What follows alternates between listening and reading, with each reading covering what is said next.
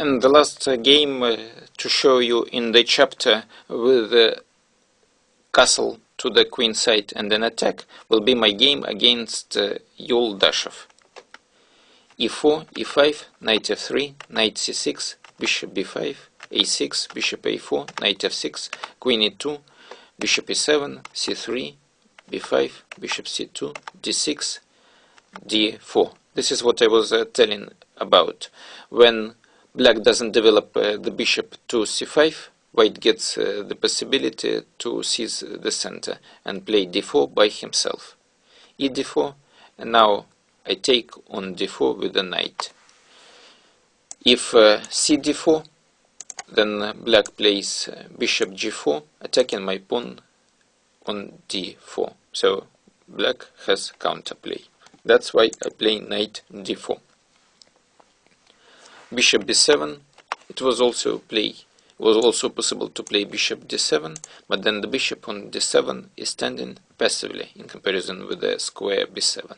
But the advantage of the bishop on d7 is that knight cannot go to f5 anymore, because bishop will take it on f5 and white will have double pawns. So bishop b7, knight f5, castle, bishop g5. So now again pinning the knight on f6, rook e8, knight d2, and after bishop f8, white castles to the queen side. Knight e5, f g4. So black cannot take on g4 because then rook g1, the line h will be open. So black cannot accept the sacrifice and he plays c5. But then he play f4, knight d7 and rook g1, preparing the next part of the plan. White wants to exchange on f6, play g5. The exchange on f6 is necessary to free the way for the pawn g4, who wants to go to g5. If not exchange on f6, it is also possible to play bishop h4 and then g5 as well. The move queen a5 allowed white to conduct a small combination.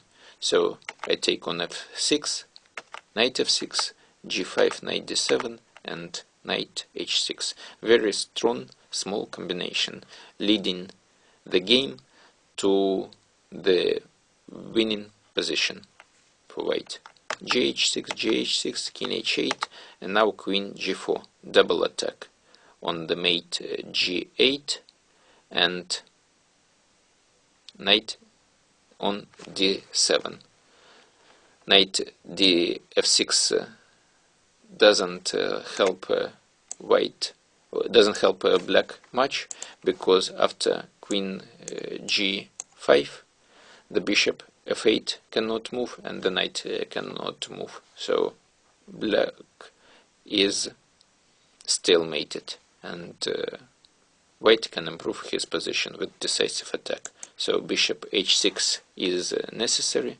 Then I take queen d7, bishop b6, queen f5, and now rook g8, e5, opening the diagonal for the bishop c2. As you see, the same way of attack as in one of the previous games. That was the game with Shurskis, when white played d4, opening the line diagonal for the bishop c2. Rook g6, queen f7, rook f8, and now white wins by force. So, and in this position black resigned. As you see, very instructive and easy game for white. I could have shown you several more games where I used the same method of attack, but then it will be too much, so I have to stop this chapter now and go to the next plan.